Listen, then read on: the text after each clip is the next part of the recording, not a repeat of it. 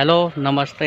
तो आज हम चलते हैं अपने कुल देवी के द्वारे, जो कि यहाँ से थोड़ी दूरी पे है।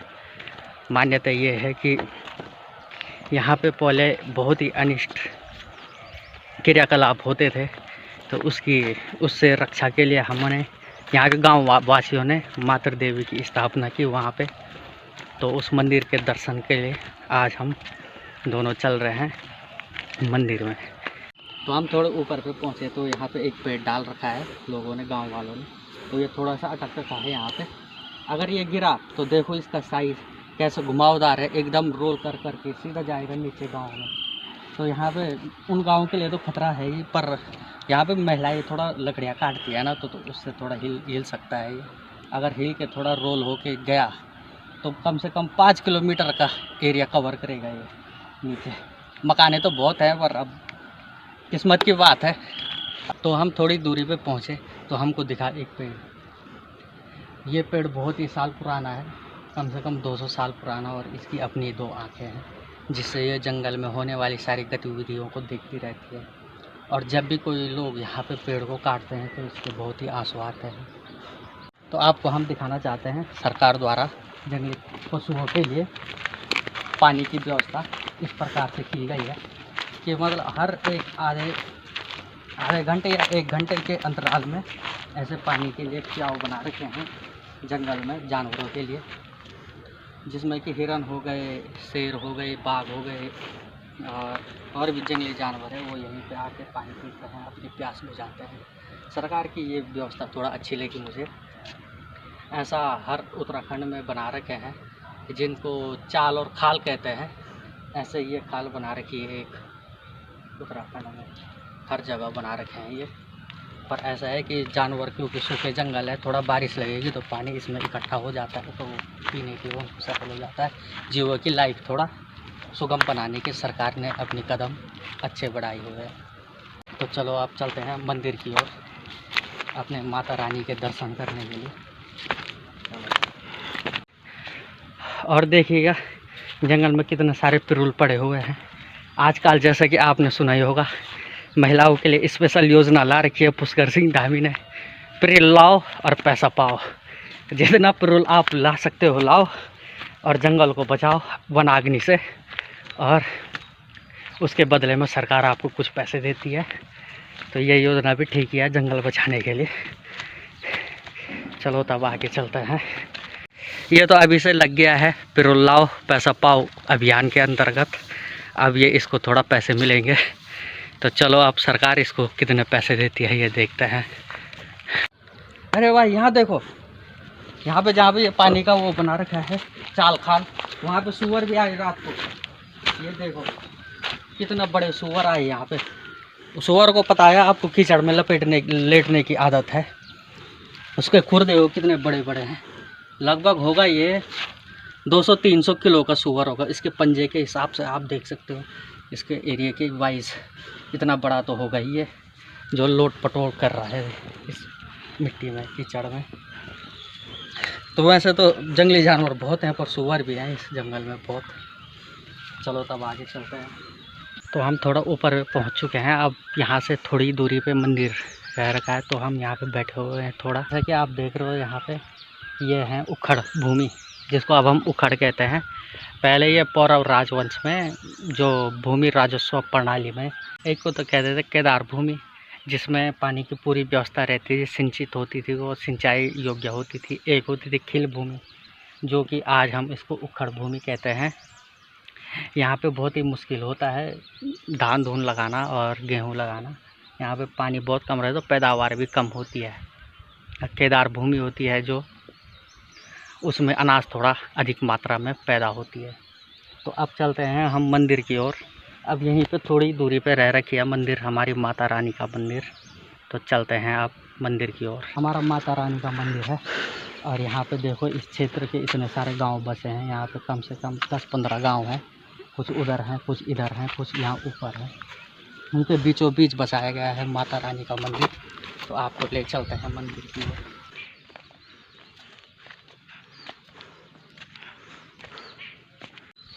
जय माता रानी।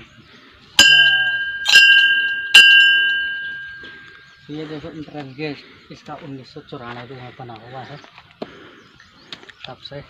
अब इसमें नए कार्य भी थोड़ा बहुत हो चुके हैं।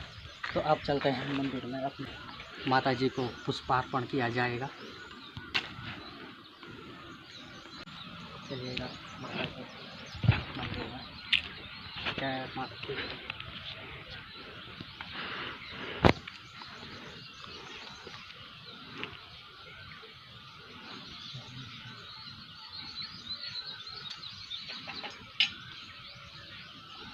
यहाँ पे थोड़ा सा टीका लगाएंगे अब हम अपने पे।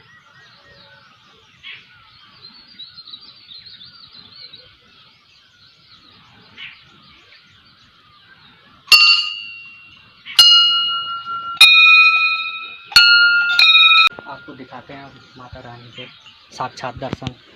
यहाँ पे इस क्षेत्र में जो भी इतने सारे गांव है उनकी रक्षक देवी है यहाँ पे। ये अभी ये थोड़ा सा हमारे इर्द गिर्द के लोग पूजा करने आते हैं। नवरात्रि हो गए या किसी भी शुभ अवसर पे यहाँ पे आते हैं, पूजा अर्चना करते हैं, अपनी मनोकामनाओं को पूरा करते हैं। और यहाँ पे देख सकते हो आप, जिन जिन की मनोकामनाएं पूरी हुई है वो मंदिर में माता के लिए घंटी अर्पण करते हैं। और ऐसे ही लोग अपनी मनोकामनाओं को पूरा करते हुए अपनी श्रद्धा और भाव से माता रानी के दर्शन के लिए हमेशा आते रहते हैं। और यहाँ पे छोटा सा मंदिर बना रखा है माता के लिए, जो भूमियाल देवता है यहाँ पे। इस भूमि के रक्षक देवता कहते हैं इनको, भूमियाल देवता जी। ये यहाँ के क्षेत्र में जितनी भी ये भूमि है, भूमि से संबंधित देवता होते हैं ये। और खेतों में अच्छी अनाज पैदावार होती है इससे, इन देवता की कृपा से। और यहाँ पे थोड़ा भजन भोजन कीर्तन करने के लिए यहाँ पे बना रखा है। और यहीं पे सारे साजो सामान पूजा पाठ के यहीं पे रखे हुए हैं। बर्तन बुर्तन भी यहाँ पे, खाना वगैरह बनाने के लिए पूरी व्यवस्था है।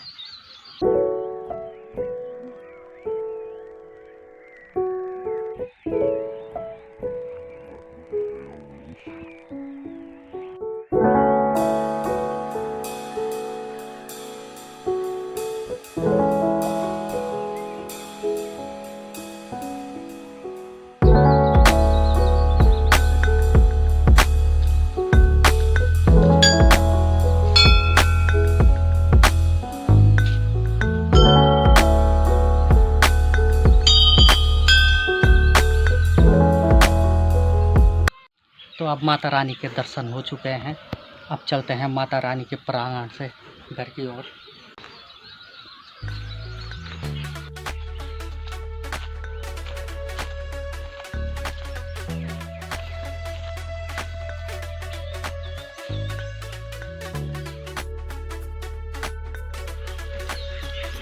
को बताता हूँ मैं, ये फूल किसके द्योतक होते हैं? बारिश के। जैसे कि ये फूल पैदा होते हैं तो बारिश की अच्छी संभावना रहती है उस टाइम पे पहाड़ों में। इसकी ये खासियत है, अगर जिस साल ये फूल ना खिले तो बारिश बहुत कम होती है। अब देखिए हमारे पहाड़ों में भैंस आराम से चर चुर के घास घूस खा के आ रही है। यहाँ पे पकड़ने की कोई ज़रूरत नहीं है, इतने अच्छे भैंस है ये कि खुद ही चलती है। ये बुग्यालों से भैंस आ रही है, पानी पुनी खा के, घास खा के। आपको एक बहुत ही पुराना मकान बताते हैं हम आपको। ये देखिए इसके दरवाजे कितने छोटे होते हैं पहले, क्योंकि जंगली जानवरों को खतरा ज़्यादा रहता था जंगल में।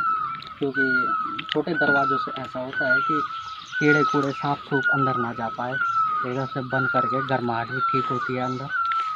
इस मॉडल पे बनाए रहते थे पहले के मकान। और जो कि गर्मियों में तो ठंडे होते थे और ठंडियों में गर्म, ऐसे इस हिसाब से बनाए रहते थे। पहले की इंजीनियरिंग तो बहुत ही काबिल थी। अब फ़िलहाल तो वैसा तो है नहीं, अब तो लोग सीमेंटेड बना रहे हैं, उसमें तो गर्मी है। तो देखिए आप, अब तो पलायन की वजह से ये लोग भी चले गए यहाँ से। अब क्या ही बोलना था, रोज़गार एक बहुत ही बड़ी समस्या हो चुकी है। तो चलिए प्रकृति का आनंद आपको हम दिलाते हैं। देखो कोयल कैसे कू कर रही है। इनकी कुछ अलग ही मधुर धुन सुनाई देती है जंगलों में। आदमी एकदम मनमोहक हो जाता है। जो अभी हमने भैंस देखी थी वो यहीं पे आती है, नहा धोवा के एकदम से ठंडक पहुंचा के जब अपने गौशालाओं की ओर जाती है। वैसे तो प्राकृतिक स्रोत बहुत हैं, जंगली जानवर तो आते ही हैं, फिर भी लोग अपने पशुओं को यहाँ पे भी ला के प्राकृतिक धारा की ओर चलते हैं। प्राकृतिक पानी का स्रोत है जो पर्वतों के अंदर से निकल के आता है। तो देखिएगा इन चट्टानों के, इन पेड़ पौधों के अंदर से निकल के आता है छन के एकदम मस्त पानी। इससे शरीर के अधिकतर रोग इसी पानी से ठीक हो जाता है, जो इनका कंटिन्यू सेवन करता है। यहाँ के ग्रामीण वासी अधिकतर इसी पानी को पीने के लिए ले जाते हैं। हम भी पीते हैं ठंडा पानी।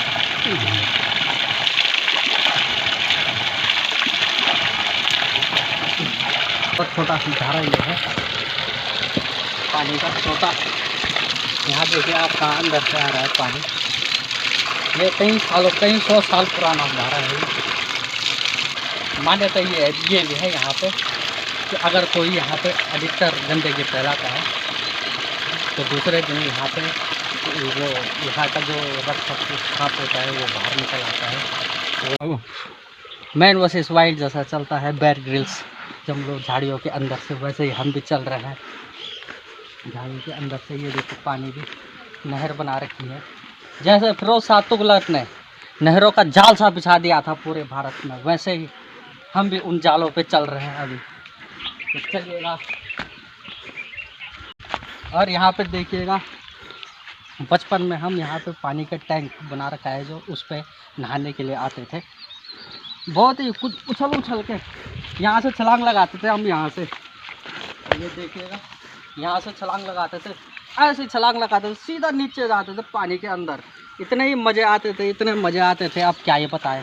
अब तो वो जोश खरोश थोड़ा कम हो चुका है।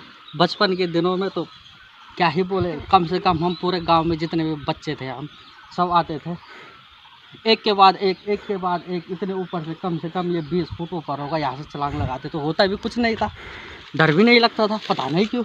अब तो थोड़ा सा ऊंचाई से हमको डर लगने लग गया है।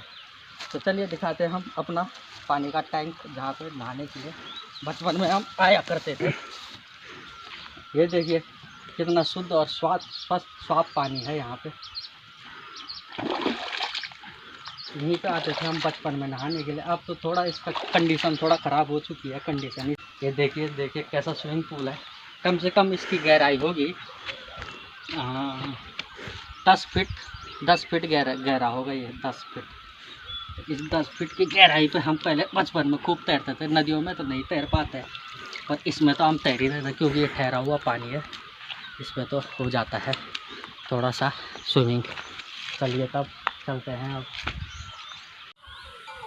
तो आज हमने आपको माता रानी के दर्शन कराए, थोड़ा बहुत हमने अपने बचपन की झलकियाँ भी दिखाए आपको।